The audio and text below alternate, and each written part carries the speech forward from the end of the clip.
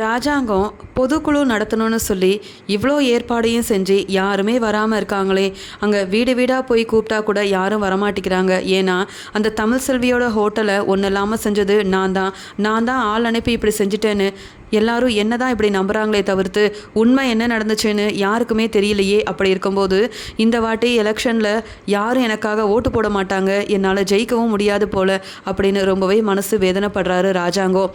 இது எல்லாத்தையுமே பார்த்துட்ருக்க ஈஸ்வரி ரொம்ப சந்தோஷத்தில் இருக்காங்க. தாமரை என்னவோ ஆளெல்லாம் அனுப்பிவிட்டு ஹோட்டலை உண்டு இல்லைன்னு பண்ணிட்டா.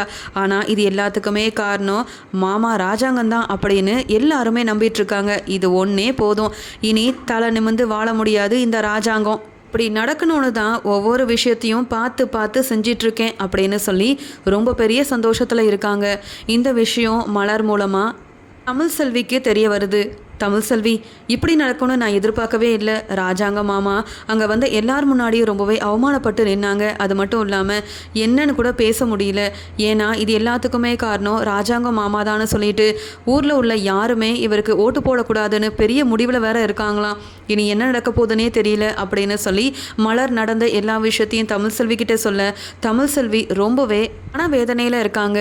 நான் இப்படி நடக்கும்னு எதிர்பார்க்கவே இல்லை. எலெக்ஷனில் ராஜாங்க மாமாவை எப்படியாவது நான் ஜெயிக்க வைப்பேன், என்னால் முடியும். படித்த படிப்புக்கு நான் கண்டிப்பாக ஏதாவது யோசனை செய்வேன். நான் படிக்கிறதே தப்புன்னு ராஜாங்க மாமா சொன்னாங்க. ஆனால் நான் யோசித்து படித்தவன்றதை காமிக்கிறதுக்கு இதுதான் ஒரு சரியான ஒரு தருணமாக நான் இதை எடுத்துக்கிறேன். அது மட்டும் இல்லாமல் இந்த முறையும் ராஜாங்க மாமா இந்த எலெக்ஷனில் ஜெயிக்கலைன்னா அப்புறம் எல்லாரும் என்னால் தான் இப்படி நடந்துச்சுன்னு சொல்லி மறுபடியும் என்னை இந்த கார் செட்டில் கூட இருக்க விடாமல் வீட்டை விட்டு வெளியில் அனுப்பினாலும் அனுப்பிடுவாங்க. இந்த ஒரு காரணத்தை வச்சு எப்படியாவது ராஜாங்க மாமாவை ஜெயிக்க வச்சுட்டேன்னா சேதுவும் மனசு மாற நிறைய வாய்ப்பு இருக்குது. என்னையும் ராஜாங்க மாமா மருமகளாகவும் ஏற்றுக்க வைக்கணும், இதுக்கு ஏதாவது செய்யணும் அப்படின்னு யோசிக்கிறாங்க. இங்கே தமிழ் செல்வி உடனே அப்படி என்னதான் நடக்குது அப்படின்னு எல்லா விஷயத்தையும் தெரிஞ்சுக்கிறதுக்காக அவங்க அப்பாவுக்கு ஃபோன் பண்ண உடனே இங்கே செல்லப்பாண்டி சொல்கிறாங்க, ஏப்பா தமிழ் செல்வி நீ நல்லா இருக்கல அப்படின்னு கேட்க, நான் நல்லா தான்ப்பா இருக்கேன், ஆனால் மாமாவுக்கு இப்படி நடக்கும்னு நான் எதிர்பார்க்கவே இல்லை. நான் உண்மையை சொல்கிறேன், இந்த விஷயத்துக்கும் ராஜாங்க மாமாவுக்கும் எந்த சம்மந்தமும் இல்லை. ஏன்னா அங்கே ஆளுங்களாம் வந்து நம்ம ஹோட்டலை ஒன்றும் இல்லாமல் செய்யும்போது உங்கள் எல்லாரையும் காப்பாற்றினது என் வீட்டுக்காரர் சேதுதான். அப்படி இருக்கும்போது எப்படிப்பா ஆளுங்களை அனுப்புனது ராஜாங்க மாமான்னு எல்லாரும் நம்புறாங்க. நீங்க நான் சொல்றது எல்லாத்தையும் புரிஞ்சுக்கிறீங்களா, நம்புறீங்களாப்பான்னு கேட்க, எனக்கு தெரியாதாப்பா, என்னதான் ராஜாங்கம் என் மேல கோவப்பட்டாலும் உன்னையும் அங்க மருமகளா ஏத்துக்காம இருந்தாலும் அவர் கொஞ்சம் நியாயமா தான் நடப்பாரு. அதனால வந்த ஆளுங்களை யார் அனுப்புனாங்கன்னு தெரியல, ஆனா கண்டிப்பா உன் மாமனார் அனுப்பியிருக்க வாய்ப்பே இல்லைம்மா அப்படின்னு சொல்ல, நானும் எப்படியாவது இந்த எலெக்ஷனுக்காக எல்லார்கிட்டையும் பேசணும், இங்க ராஜாங்கத்துக்கு ஓட்டு போட வைக்கணும்னு நானும் சம்மந்திக்கிட்ட எவ்வளவோ எடுத்து பேசினேன். ஆனால் அவர் என் பக்கம் திரும்ப கூட அவருக்கு வந்து இஷ்டமே இல்லை. அப்படி இருக்கும்போது நான் என்னம்மா செய்கிறது? தமிழ் செல்வி நீ தான் ஏதாவது செய்யணும் அப்படின்னு சொல்கிறாங்க. இங்கே தமிழ் செல்விக்கு ஒன்றுமே புரியல. அப்பா நான் கண்டிப்பாக ஏதாவது செய்வேன்ப்பா. இப்போ சேது வந்து அங்கே ஹோட்டலில் உங்கள் எல்லாரையும் காப்பாற்றின வீடியோ என்கிட்ட இருக்குது. அந்த ஒரு வீடியோ போதும், எல்லாரையும் கூப்பிட்டு வச்சு மாமாவுக்காக நான் பேசுகிறேன்ப்பா. அப்படி நான் பேசினா கண்டிப்பாக எல்லாரும் மனசு மாறுவாங்க, உண்மை என்னன்னு தெரிஞ்சுப்பாங்க. ஏதோ அங்கே செய்தியில் வர போயிட்டு இங்கே மாமா மேலே தான் தப்பு இருக்குன்னு நினச்சிக்கிட்டு இங்கே நம்ம மேலே உள்ள பாசத்தில் இப்படி ஓட்டே போடக்கூடாது, ராஜாங்க மாமா நடத்துகிற எந்த விதமான கூட்டத்திலையும் கலந்துக்க கூடாதுன்னு ஊரில் இருக்க எல்லாருமே நினைக்கிறாங்க. இந்த வீடியோ ஆதாரத்தை நான் காட்டுறேன்ப்பா, வீடியோ எல்லாமே என்கிட்ட இருக்குது. அன்னைக்கு என்ன நடந்துச்சுன்றத கருப்பண்ணை அப்படியே வீடியோ எடுத்து எனக்கு அனுப்பிவிட்டாங்க. நானும் அதெல்லாம் பார்த்து ரொம்ப சந்தோஷப்பட்டேன்ப்பா. சேது தான் உதவி செஞ்சுருப்பாருன்னா எப்படி ஆளை அவங்களே அனுப்பி விட்டுருக்க முடியும்னு நான் கேள்வி கேட்குறேன்ப்பா.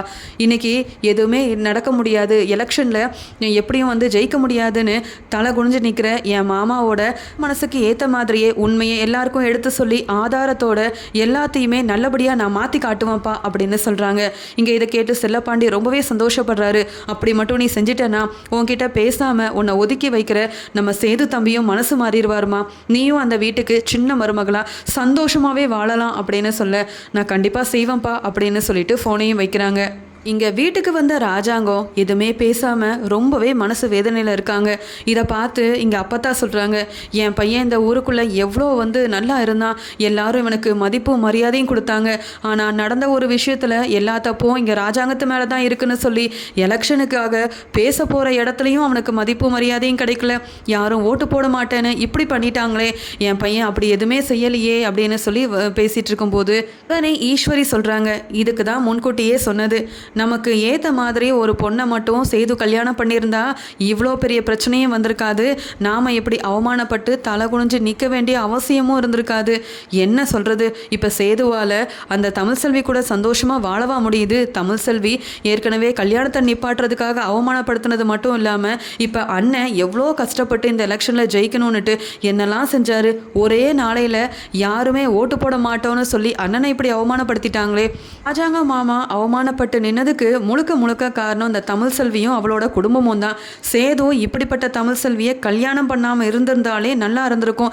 எங்கே நம்ம பேச்ச அந்த சேது கேட்டாதானே அப்படின்னு சொல்லி பேசிகிட்டு இருக்காங்க.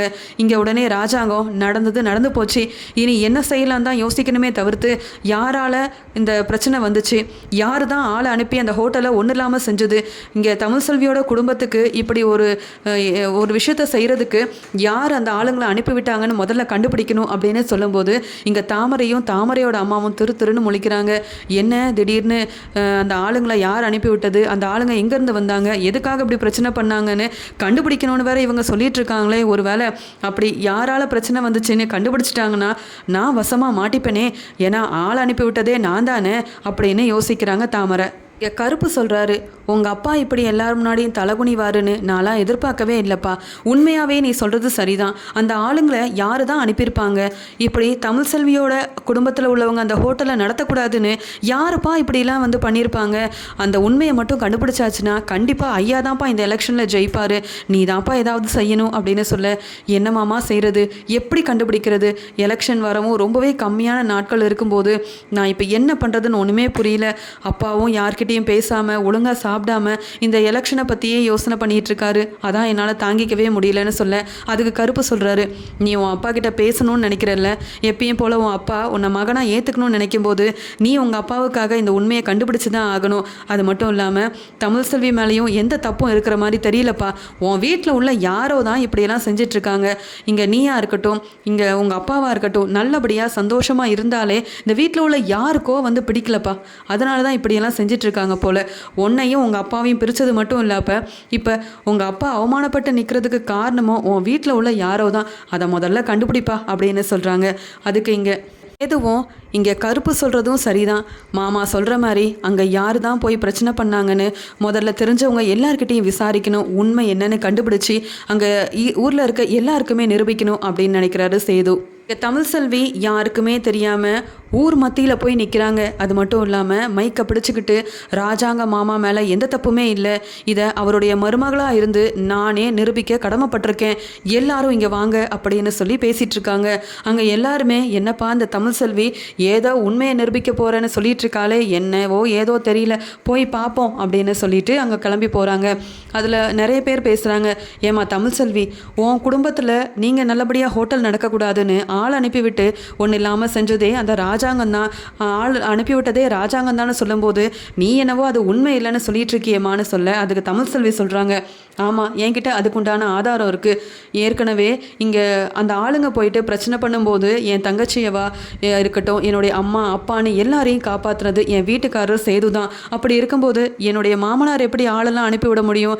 நீங்கள் காப்பாற்றின சேதுவை பற்றி எதுவுமே சொல்லலை, ஆனால் ஆள் அனுப்பிவிட்டது ராஜாங்கம்னு மட்டும் எல்லாரும் ஏன் இப்படி தப்பாக நினச்சிட்டு இருக்கீங்க? என்னுடைய மாமனாருக்கும் இந்த பிரச்சனைக்கும் எந்த விதமான சம்மந்தமும் இல்லை, அதுக்குண்டான ஆதாரம் இதோ இருக்குது அப்படின்னு சொல்லி தாமரை அனுப்பின ஆளுங்க வந்து தமிழ் செல்வியோட ஹோட்டலில் பிரச்சனை செய்யும் போது அங்கே சேது அவங்கள வெளுத்து வாங்கி அங்கே தமிழ் செல்வியோட குடும்பத்தை காப்பாற்றின அந்த வீடியோவை எல்லார் முன்னாடியுமே காட்டுறாங்க.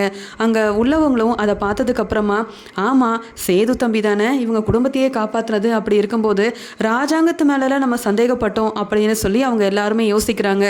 அந்த சமயம் இங்கே தமிழ் செல்வி ராஜாங்கத்துக்காக பேசுகிறாங்க, இப்போயாவது நீங்கள் புரிஞ்சுக்கோங்க, என் மாமா மேலே எந்த தப்புமே இல்லை, நீங்கள் எல்லாருமே என் மாமாவுக்கு உறுதுணையாக இருந்து அவருக்கு தான் நீங்கள் வந்து ஓட்டு போடணும், அதை மட்டும்தான் நான் வந்து கேட்டுக்கணும் அப்படின்னு சொல்லிட்டு தான் இந்த ஆதாரத்தை உங்கள் முன்னாடி காட்டுறதுக்காக வந்திருக்கேன். நான் எங்கள் மாமாவுக்கு எப்பயுமே உறுதுணையாக இருப்பேன், என்ன அவங்க நல்ல மருமகளாக பார்த்துக்கிறாங்க, இப்படிப்பட்ட ஒரு குடும்பத்தில் நான் மருமகளாக போக கொடுத்து வச்சுருக்கணும் அப்படின்னு சொல்லி என்னதான் ராஜாங்கமும் ஈஸ்வரியும் வீட்டில் உள்ளவங்களும் இங்கே தமிழ் செல்வியை ஒதுக்கி வச்சாலும் கார் ஷெட்டில் தங்க வச்சாலும் இங்கே ராஜாங்கம் வந்து தலை நிமிர்ந்து இருக்கணுன்றதுக்காக ராஜாங்கத்தை பற்றியும் ராஜாங்கத்தோட குடும்பத்தை பற்றியும் தமிழ் தமிழ்செல்வி ரொம்பவே புகழ்ந்து பாராட்டி பேசுகிறாங்க. நான் இப்போ சந்தோஷமாக அந்த வீட்டில் இருக்கிறதுக்கு காரணமே என்னுடைய மாமனார் தான். அப்படி இருக்கும்போது அவர் ஒருபோதும் என்னுடைய குடும்பத்துக்கோ இல்லை எங்களுடைய தொழிலுக்கோ இந்த மாதிரியான ஒரு விஷயத்தெல்லாம் செய்யவே மாட்டார் அப்படின்னு சொல்லும்போது, என்னப்பா அந்த வீட்டு மருமகளே இப்படி ராஜாங்கத்தை பற்றி பேசும்போது நாமளும் தப்பாக நினச்சதெல்லாம் சரியில்லையே, அதனால் எப்பயும் போல் ராஜாங்கம் நம்மளை சுற்றி உள்ள எல்லாருக்குமே நல்லது மட்டும்தான் செய்வார். ஏதோ இந்த பிரச்சனையின் மூலமாக ராஜாங்கம் தான் ஆளை அனுப்பிட்டாருன்னு நாம தான் தப்பாக நினச்சிட்டோம் போல.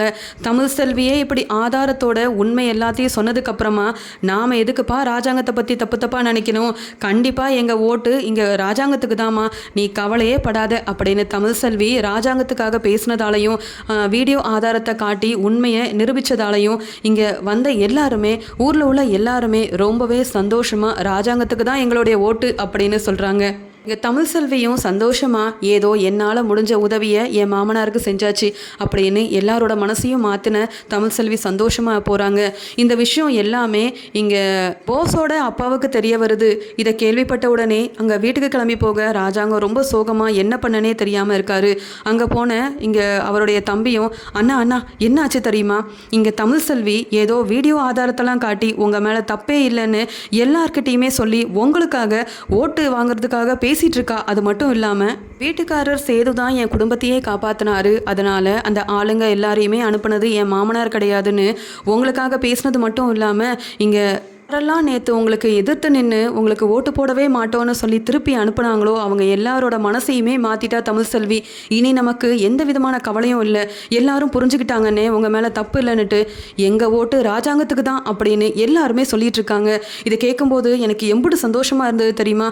அதான் இதை சொல்லிட்டு போகலாமேன்னு வந்தேன். என்னதான் தமிழ்செல்வியை நம்ம ஒதுக்கி வச்சாலும் உங்களுக்கு ஒரு பிரச்சனைன்னு வரும்போது தமிழ்செல்வி இந்த வீட்டோட மருமகளாக இருந்து உங்களுக்கு எவ்வளோ பெரிய உதவி செஞ்சுருக்கா பார்த்தீங்களா அப்படின்னு தமிழ்செல்வி செஞ்ச எல்லா நல்ல விஷயத்தையுமே வீட்டில் போய் சொல்ல இதை எதிர்பார்க்காத ஈஸ்வரி பேரதிர்ச்சி அடைகிறாங்க. நான் ராஜாங்கம் தமிழ்செல்வியோட நல்ல மனசை புரிஞ்சுக்கிட்டு ராஜாங்கம் மனசு மாறுறாரு. இந்த விஷயம் கருப்பு மூலமாக சேதுவுக்கும் தெரிய வருது. பாத்தியாப்பா உன் பொண்டாட்டி தமிழ்செல்வி எவ்வளோ பெரிய வேலையை செஞ்சுருக்கான்னு, நீ கூட செய்ய முடியாத வேலையை தமிழ்செல்வி ஒரே நாளையில் செஞ்சு இங்கே உங்கள் அப்பாவுக்கு எல்லாருமே ஓட்டு போடுற அளவுக்கு கொண்டு வந்திருக்கா. எல்லாத்துக்குமே காரணம் தமிழ்செல்வி தான் அப்படின்னு சொல்ல இந்த உண்மை எல்லாத்தையுமே கேட்டு சேது ரொம்ப சந்தோஷப்படுறாரு.